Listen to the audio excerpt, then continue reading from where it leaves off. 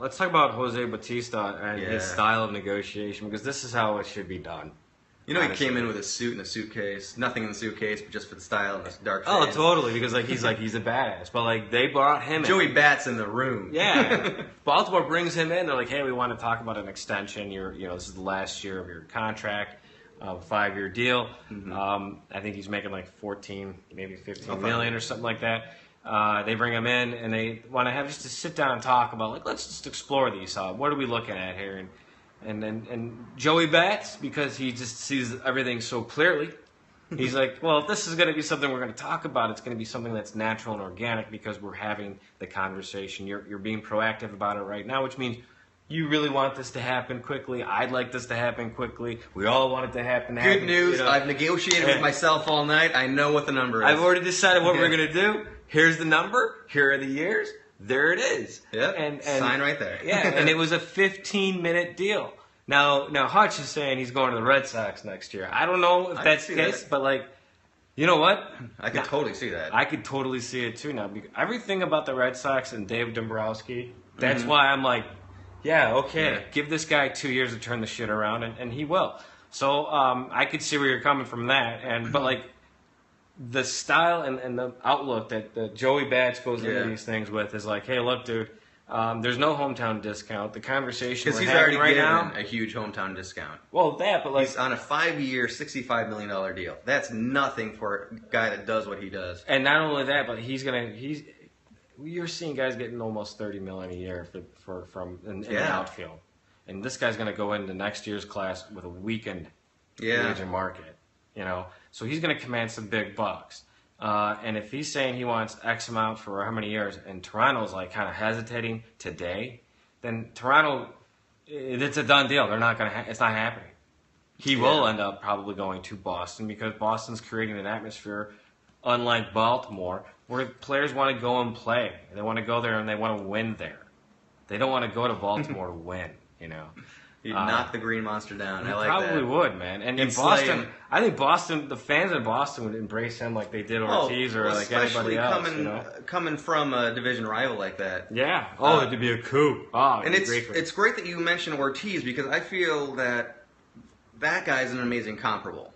Obviously Joey Bats plays the outfield. He's got a cannon for an arm. Yep. So he's got more going on than Ortiz, who is a pure DH. But the fear about getting a long-term deal is how will he age?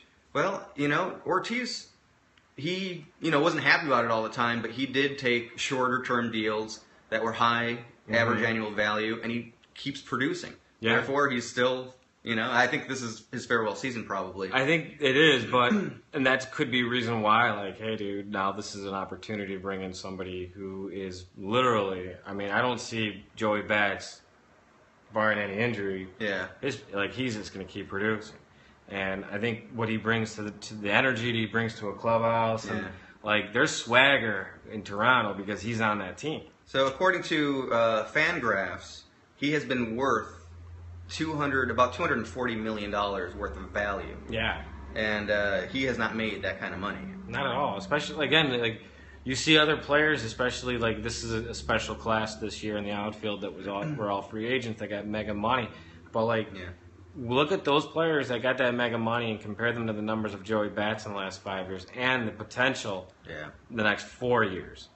And I don't think anyone comes close to touching Joey Bats and what he brings to a clubhouse.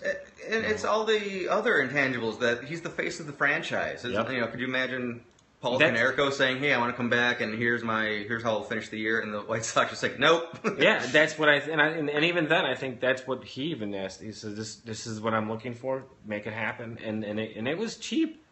Yeah, compared to what he could have gotten with the Players Association involved and all that other shit. Because at a certain point, you're a player of a stature that you can't dip below a certain number. I think he's walking this year after talking about this with all you guys. I think he's not going to be in the DJs. A lot can happen during the season. Maybe the team's going to have some clarity at some point. Maybe they'll see the value beyond just the on the field. Mm-hmm. I think it's in their best interest to keep him in a lot of ways. And we criticize baseball a lot. Fairly to say that, hey, why are we paying somebody future money for what they did in the past? Well, what he did in the past, not only did he do amazing stuff, but he did it at a super discounted rate. Yeah. So now's your time to say thank you. And again, $150 million for a guy like this is not unreasonable at all. But I think what they're also contending with over in Toronto is their payroll is going to jump. They do have some other players on that. Well, there's also roster. Edwin Encarnacion, who this is also his walk year. So do they bring him back? That's up for debate. I think he's an easier one to bring back if Bautista's not there. And also they've got for the next 2 years. They have Tulowitzki. I don't know how much longer he's under contract, but that was a big contract with Colorado extension he signed. But also Josh Donaldson. They've got him for 2 more years under contract, and that's a guy you don't want to have walk away, the MVP from last season. Right, exactly.